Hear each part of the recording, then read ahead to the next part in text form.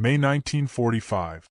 The war had finally ended, but for those who stepped off the freight train that morning in the Texas heat, surrender did not feel like peace. The doors screeched open, and the smell of rust, sweat, and distant pine filled the air. German women, young, pale, their hair matted from days in transit, descended one by one, each clutching a bundle of cloth that could have been clothing, a keepsake or a child. Their eyes were hollow from hunger and disbelief. They had been told Americans would humiliate them, perhaps starve them for revenge. Instead, what they saw made them freeze. The guards waiting at the platform were calm, even courteous. A medic in khaki offered a canteen. A nurse in a spotless white uniform motioned toward a row of waiting trucks. Somewhere, someone laughed. It was the first sound of ordinary life these women had heard in years. The convoy rolled through the open Texas plains. Barbed wire fences glinted in the distance, surrounding Camp Hearn. Inside the trucks, the women sat silently, each wrapped in her own thoughts. A few touched their stomachs instinctively, some swollen with pregnancy, others flat but remembering. The war had taken everything from them: their homes, their husbands, the future of their unborn children. Yet here they were, prisoners of the very nation their government had taught them to hate. A wind swept dust across the road, warm and dry as the American sun. One woman whispered in disbelief, "It smells clean here." The camp looked more like a small town than a prison. Rows of wooden barracks stood neatly along gravel paths. There were gardens, even a small theater once used by German officers. The guards didn't bark orders. They gestured, speaking in measured English that most of the women couldn't understand but somehow didn't fear. When the truck stopped, one soldier jumped down and extended his hand to help them out. His uniform bore the insignia of the U.S. Army Medical Corps. He spoke softly, "You're safe now." The words carried no sentimentality, just fact. It was the kind of decency that disarmed more effectively than any weapon. Inside the infirmary, the air was cool and faintly sweet with the scent of antiseptic. Beds were lined with clean white sheets, sunlight spilling across them through screen windows. 4 women who had slept on straw beside artillery shells or in bombed-out ruins, it looked impossible. One woman, no older than 24, ran her hand across the fabric and began to cry quietly. Another, heavily pregnant, looked suspicious. "Why?" she asked in broken English. The nurse beside her smiled faintly. "Because you need rest." These were not ordinary prisoners of war. Most of the men, over 425,000 of them, were soldiers sent to U.S. camps after capture in Europe. But these women were anomalies, civilians swept up in surrender, some of them wives of soldiers, some clerks or nurses, a few who had fled labor camps and were now categorized as miscellaneous captives. A handful carried infants born during evacuation. Records from the War Department barely mention them. Yet in this quiet Texas camp, the American military suddenly faced a moral puzzle. What do you do with pregnant prisoners of a defeated enemy? The question might have remained bureaucratic if not for the unmistakable human truth in front of them. One afternoon, an Army nurse named Evelyn Parker found herself holding the wrist of a woman whose pulse fluttered like a trapped bird. The woman's name was Annalise, 26, from Bremen. She was 7 months pregnant and dangerously malnourished. Parker wrote in her journal later that night, "She tried to refuse water, as if expecting poison. I told her, drink. This isn't a trick." She wept and asked where her husband was. I had no answer. Outside the camp, the war's echoes were still loud, newspapers blared headlines of liberation and atrocity. Photographs of Bergen-Belsen and Dachau horrified the American public. Yet inside these fences, the situation was quietly reversed. The supposed enemy now slept under the protection of the U.S. flag. It was a paradox that unsettled both sides. The guards, mostly young Americans from farms and cities, stared at their prisoners with uneasy compassion. "They looked like my sister," one private recalled years later. "Only thinner." Food became the first bridge. Each morning, the women lined up for rations: bread, boiled eggs, coffee, sometimes even butter. The meals were standardized, matching the caloric intake of American soldiers, as required by the Geneva Convention. Still, many of the women hesitated to eat. One nurse reported that several tried to give their portions to the guards, assuming it was a test. But hunger and exhaustion eventually won. Within days, color returned to their faces. A few began to speak softly among themselves, comparing memories of home, births, losses. At night, when the camp quieted, the sounds were strange. The rustle of leaves, distant laughter from the guards' quarters, a gramophone playing a Glenn Miller record. Some of the women lay awake, their minds torn between fear and gratitude. "America," one whispered, as if the word itself were a question. In Germany, propaganda had painted the Americans as monsters. Yet here, the monsters had handed them blankets and soap. It was a confusion too large to name. Days passed, and with them came subtle changes. The women began to walk outside their barracks, helping each other wash clothes or write letters. A few were allowed to work in the camp kitchens or gardens. The guards grew used to them, and occasionally a soldier would stop to hand over a cigarette or a candy bar, half awkward, half kind. One nurse remembered a moment that broke her composure completely: a German woman offering her a flower grown near the fence, saying simply, "For peace." But beneath these small acts of mercy, a quiet moral tension deepened. The U.S. Army was rationing milk across the country. American children were drinking powdered substitutes. Yet here, deep in Texas, medics debated whether to request extra dairy and vitamins for the unborn children of their captives. Some officers argued it was unnecessary. Others insisted it was duty. "We can't win the war and lose our humanity," one medical officer wrote in a memo. The debate went up the chain of command and settled, eventually, in favor of compassion. That decision changed everything. On the morning of June 2nd, a military truck arrived at Camp Hearn carrying crates marked medical supplies, infant rations. The pregnant women were gathered in the infirmary. The same nurse, Parker, wheeled in a cart covered with glass bottles filled with white liquid. She began handing them out one by one. The women stared as if she were offering them treasure. One finally asked, voice trembling, "For our babies?" Parker nodded. "For your babies," she said. A stunned silence filled the room before the sound of weeping began again, soft, disbelieving, not from fear this time, but from something almost forgotten: hope. For the first time since the Reich had fallen, these women realized they were not merely prisoners. They were human beings again, protected, fed, and cared for by those they had called enemies. Outside, the Texas wind carried the faint scent of dust and wildflowers across the barbed wire. Somewhere beyond, a train whistle blew, calling another convoy from another battlefield. The war was over, but its moral reckoning had only begun. And inside that quiet camp, with bottles of milk lined up like symbols of an unspoken truce, one question began to haunt both captor and captive alike. How far should mercy go, when the enemy is no longer armed but simply alive? The sun rose hot and white over Camp Hearn, turning the barbed wire into lines of light. Inside the infirmary, the day began with the measured rhythm of wartime mercy. Nurses washing hands, medics counting doses, and the hum of refrigeration units preserving what little penicillin the army had left. Bottles of milk, real milk, not powdered, stood in rows like a silent promise. Each morning, Nurse Evelyn Parker checked the ration ledger and shook her head at the numbers. "It's more than they give to local schools," she murmured. Yet she followed orders, filling bottles one by one, because command had made its decision. The unborn would be treated as protected lives. No exceptions. To outsiders, it looked like madness. The U.S. had just lost over 400,000 of its own soldiers. Across the Atlantic, Europe was rubble and starvation.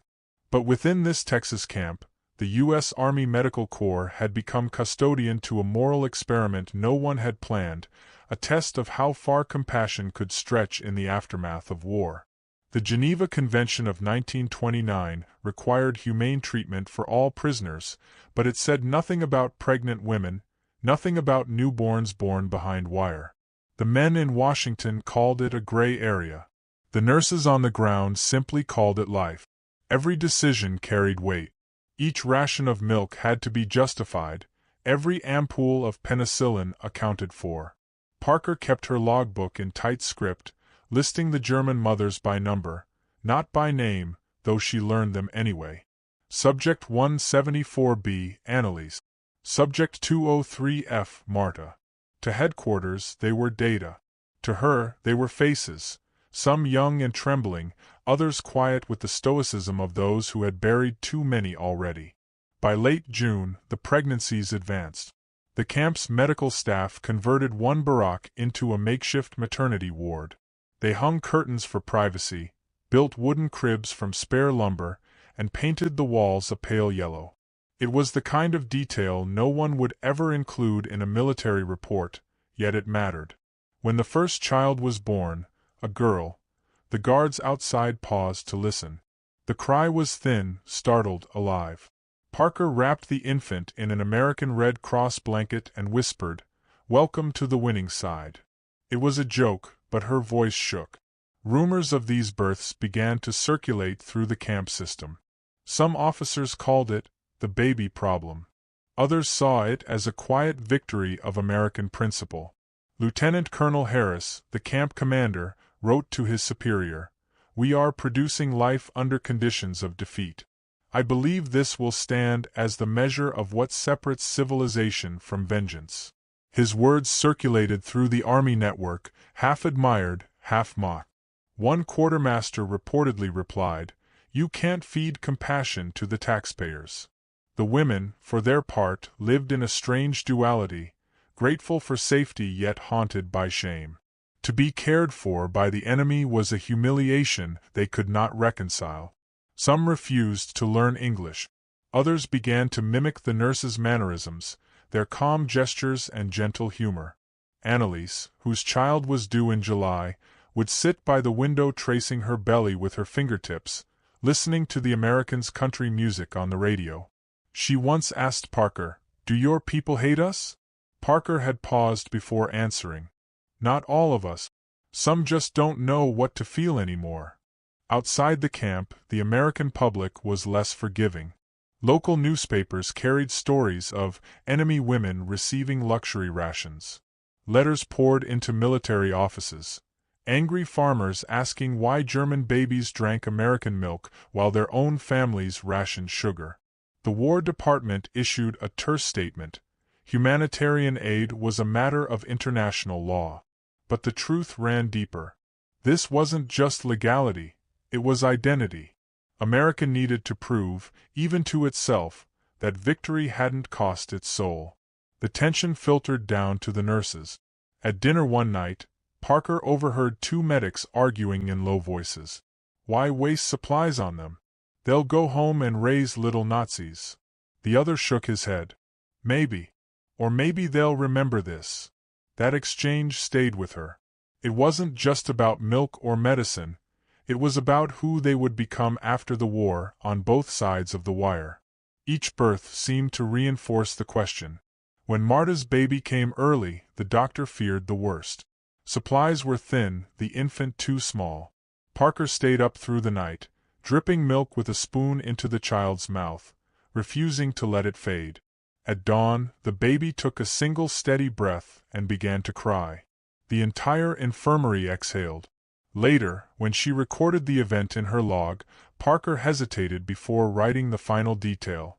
"Infant survived." She underlined it twice. In the days that followed, the maternity ward became a place of uneasy miracles. American nurses and German mothers coexisted in a kind of fragile peace. No politics, no orders, just the rhythm of feeding, cleaning, breathing. The women began to laugh again, timidly at first, then freely. Some of the guards brought small gifts, apples, soap, magazines. There was an unspoken understanding that inside those walls, the war had briefly lost its authority.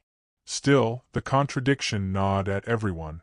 While these mothers received medical care, newsreels from Europe showed skeletal survivors stumbling through concentration camps. Mercy in one camp existed alongside horror in another. The irony was almost unbearable. "Maybe this is how history balances itself," Parker wrote in a letter she never sent. "We destroy in one hemisphere and heal in the other." Summer deepened. The camp's vegetable garden flourished under the Texas sun, and the women were occasionally allowed to walk its edges. One morning, Parker watched as a soldier passed a blooming sunflower through the fence to Annalise, who placed it in a jar beside her bed. When her baby was born 2 weeks later, she named her son, Sunday. The symbolism wasn't lost on anyone. The staff joked that Camp Hearn now had its own war bride of peace. By September, word reached the camp that some POWs were being repatriated. The women began to wonder what would happen to them and their newborns. Would they be sent home to ruined cities, to families that might not want them anymore? Or would they remain under the custody of a nation that had both defeated and saved them? Even Parker didn't know. Orders shifted weekly. Rumors said the War Department wanted to close the maternity ward to streamline operations. Compassion, it seemed, had an expiration date. One evening, as the sun sank over the Texas plains, Parker stood by the fence watching fireflies rise above the grass. A German mother approached, her baby asleep against her chest. "When we go," she asked softly, "will you forget us?" Parker smiled faintly, eyes wet with fatigue. "No," she said. "That's not how mercy works." For a long moment, neither woman spoke. The world outside the fence was moving on.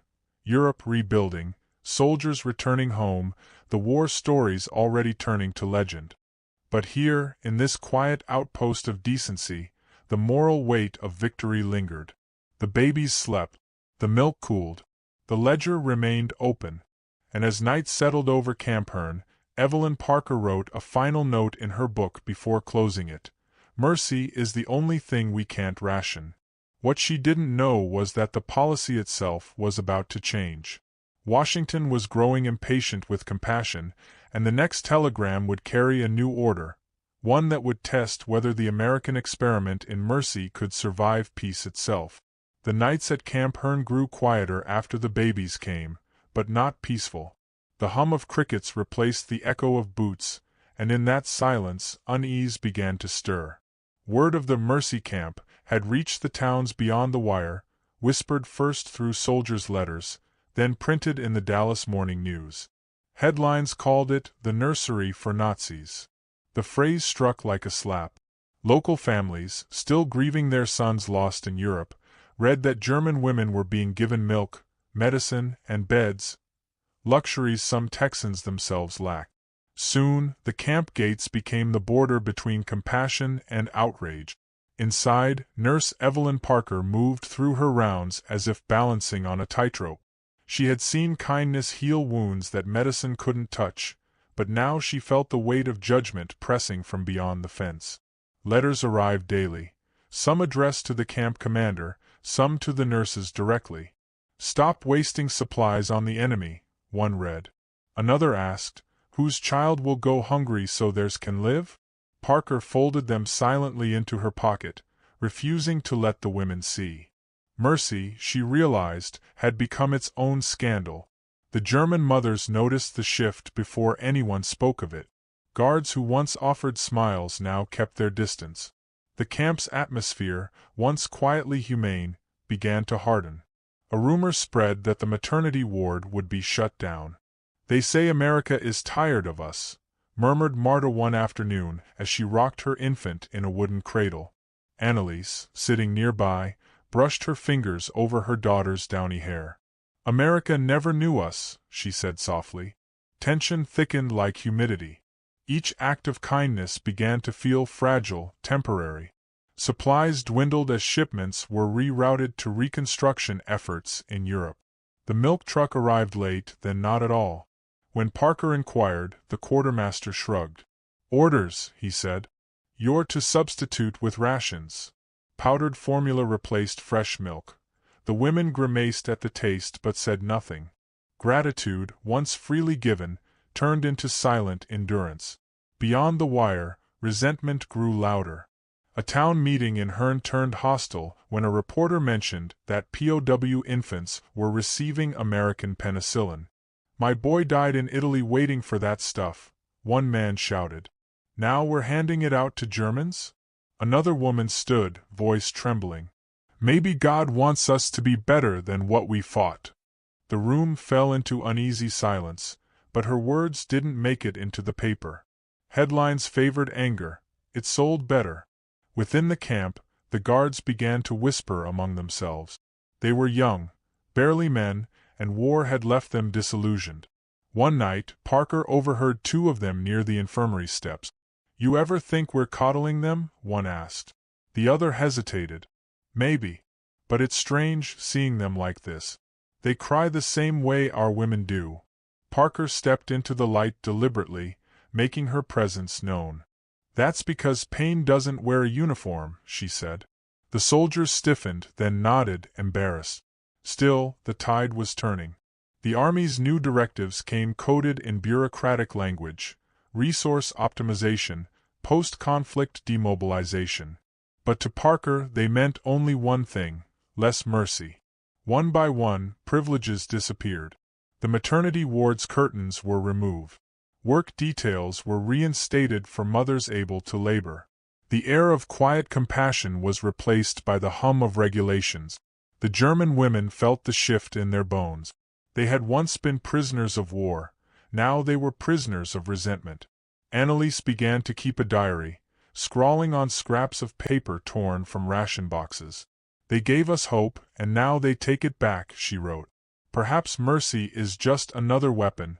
They give it to you until it hurts." And yet, even as conditions worsened, humanity refused to die. Parker continued her work with stubborn tenderness.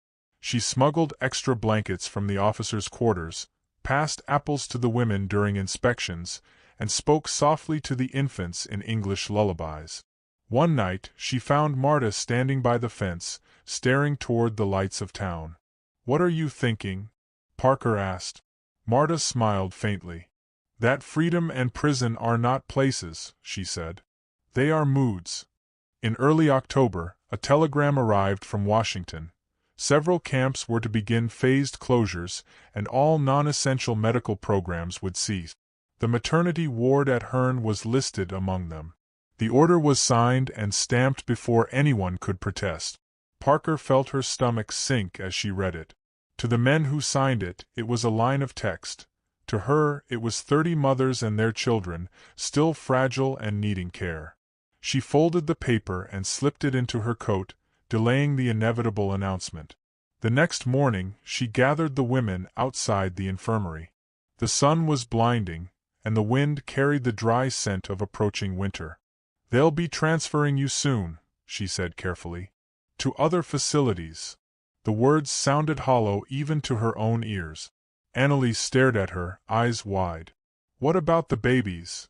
Parker hesitated. "They'll go with you. And milk? Medicine? We'll see what can be done." The silence that followed felt heavier than any gunfire Parker had heard during the war. That night, the women refused to sleep. They gathered in small groups, whispering in the dim light of oil lamps, their voices weaving through the air like threads of mourning. Some prayed. Others sang softly, German lullabies mixing with the cries of infants. The camp, once a place of reluctant safety, felt like it was holding its breath. Outside, the guards pretended not to listen, though many did. One private later said it sounded like church at the end of the world. At dawn, Parker walked the length of the fence. She watched the women packing what little they owned: blankets, hand-sewn baby clothes, the bottles that had once seemed eternal. The first truck waited near the gate. A soldier approached her with the transfer manifest. "Orders from HQ," he said quietly. "They'll be gone by noon." She nodded, unable to speak. As she turned back toward the infirmary, she noticed Anneliese standing by the fence, holding her daughter close. "You told me mercy doesn't end," she said. "Was that a lie?" Parker met her gaze, words failing. Around them, the camp was alive with motion. Soldiers shouting, engines starting, infants crying, but in that instant everything stilled. "Maybe it doesn't end," Parker said finally. "Maybe it just moves." Annalise nodded slowly, understanding what Parker could not say aloud, that Mercy had become a traveler, leaving one camp to seek another. As the trucks pulled away, the dust rose high, veiling the departing figures like ghosts of history itself. Parker stood at the gate until they vanished. Behind her, the empty cribs gleamed faintly in the sunlight, lined up like unanswered questions. That evening, when the telegram's copy was filed, an officer added a note in neat cursive at the bottom of the page. Maternity ward successfully closed. No further births recorded. But the ledger in Parker's drawer told another story. Next to the final entry, Annalise, infant son, she had written one last line before the ink dried. "Mercy, once given, cannot be recalled." Outside, the first chill of November crept across the plains, and in the wind that rattled the barbed wire, it almost sounded like a whisper, a reminder that compassion, once spoken aloud, refuses to stay silent. Winter came early that year, pressing its breath against the wooden walls of Camp Hearn. The war was long over, but the camp's silence felt heavier than when the guns still spoke. The maternity ward stood abandoned now, its beds stripped bare, curtains removed, cribs empty. Dust gathered where life had once cried out in tiny gasps. Nurse Evelyn Parker walked through the ward each morning before sunrise, a habit she couldn't break. She would trace her fingers over the window frame, stare at the ghostly imprint of where bottles once stood in rows, and listen to nothing. The babies were gone, their mothers transferred, the experiment in mercy concluded. Only paperwork remained, stamped and filed, proof that the U.S. had extended humanity to its former enemies, and then, politely, withdrawn it. Still, something lingered. Letters began arriving from Europe, smuggled through Red Cross channels. They were written in shaky German script, signed with names Parker now knew by heart. "We arrived safely. Bremen is rubble. Son is growing. She has blue eyes like the sky above your camp." Another read, "They call my child, the American. I tell them she was born under mercy, not under flags." Parker read each one at her desk and folded them neatly into a tin box, as if preserving a fragile truth no government could archive. Outside, Camp Hearn was changing too. The barbed wire fences were being dismantled, the guard towers torn down for scrap. Trucks hauled away wooden signs once marked, "POW area." The soldiers, eager to go home, treated the dismantling like a farewell ritual, swinging hammers into planks, laughing as if to erase what the place had meant. But for Parker, every board removed felt like a page being torn from a book before it was finished. Lieutenant Colonel Harris returned from a meeting in Washington with news that the camp would close entirely by spring. "They want it forgotten," he said quietly. "The war's over, and mercy doesn't sell headlines." Parker looked at him, tired but defiant. "You can't erase what happened here." Harris sighed. "No. But history's selective. It keeps what flatters it." On Christmas Eve, Parker walked alone through the remnants of the camp. The Texas wind was sharp, smelling faintly of cedar and smoke. Somewhere in the distance, townsfolk were singing carols, their voices carried on the same wind that once rustled through rows of barracks. She stopped by the flagpole, where the stars and stripes hung motionless in the still air. Beneath it, she imagined the faces of those women, their disbelief, their gratitude, their quiet dignity. It struck her that their children had entered the world beneath this flag, not as citizens, but as reminders. Symbols of what mercy looked like when painted in red, white, and blue. Weeks later, Parker received orders to report to another facility near San Antonio. She packed slowly, unwilling to leave the ghost of her post behind. Before she locked her desk, she took out the tin box of letters one last time. She hesitated, then slipped it into her suitcase. Some truths, she decided, belonged to the living. The train ride south passed through open country, miles of gold grass and empty skies. Across the aisle, A soldier returning from Japan snored against the window. Parker watched the land roll by, thinking of Annalise and Marta, of the quiet courage it took to cradle a newborn in a stranger's land. She wondered if the babies, now nearly a year old, would remember any trace of that sunlight filtered through baroque windows, or the smell of pine soap and cotton sheet. Probably not. But perhaps the memory lived elsewhere, in the mothers or maybe in herself. At her new post, Parker found herself assigned to civilian repatriation efforts. Her work now involved logistics, not life. Names on lists, cargo manifests, medical clearances. Yet every few weeks another letter arrived, forwarded from Hearn. The Americans gave us food for the journey. Son laughs when I say Texas. She thinks it is a kind of bird. Another, people stare at me when they see her light hair. I tell them kindness can change the color of things. Months passed. Europe stumbled through its broken rebirth. Refugees returned to crumbling homes. Nations redrew their maps with trembling hands.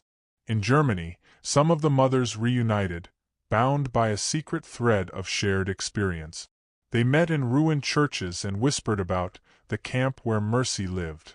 Their children, born in captivity, under the flag of their conquerors, grew up hearing stories that sounded half like myth.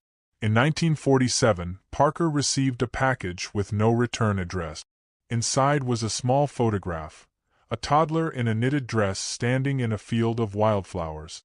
On the back, written in delicate German, "For the nurse who taught us that even enemies have hearts." Parker stared at the photo for a long time. She placed it on her nightstand beside her rosary and whispered, "No, my dear. You taught us." Time, as always, moved on. By the 1950s, most Americans had forgotten the camps existed at all. The farmland reclaimed the land where the barracks once stood. A water tower rose in place of the infirmary. But occasionally, when local children dug in the soil, they'd find something: an old spoon, a button, a fragment of glass etched with the faint mark of the Red Cross. Artifacts of an invisible kindness. Years later, Parker returned to Hearn on a whim. She was older now, her hair gray, her hands unsteady. The place was almost unrecognizable, fields stretched where fences had once glimmered in the sun. A local historian guided her around what little remained. "Most folks don't believe this was a POW camp," he said. "But some of us keep the stories alive." She smiled faintly. "Keep this one," she told him. "It's the only war story that ends in birth." As dusk settled, she walked to the place where the flagpole had once stood. She closed her eyes and imagined the sound of crying infants, of German lullabies mingling with the murmur of English prayers. She thought of those women stepping off ships in Bremerhaven, babies bundled in American blankets, their eyes fixed on the gray horizon of a country learning to rebuild. The world had called them enemies, but in the quiet spaces between cruelty and forgiveness, they had been something else, proof that decency could outlast the dust of war. Parker reached into her coat and unfolded the final letter she had received, one she'd carried for years. "My daughter is 5 now. She plays with children of every nation. When she asks me what America is, I tell her, it's the place where kindness wore a uniform." Parker smiled through her tears. The wind moved gently through the grass, soft as breath. She turned to leave but paused once more, looking toward the horizon where the sky burned orange and violet. "Mercy in uniform," she whispered. "That's what they'll never write in the textbooks." Then she laughed quietly to herself, a sound of both sorrow and pride. As she walked away, the camera of history would linger on the empty field, the fading light, the invisible footprints of women who had once been enemies but left behind something indestructible. For beyond the barbed wire, beyond the bitterness of victory, life had been born, under an enemy's flag, yes, but into a world just beginning to remember its humanity. And somewhere, across an ocean, a little girl named San looked up at the same sky and asked her mother a question that echoed through time. "Mama, what color is kindness?"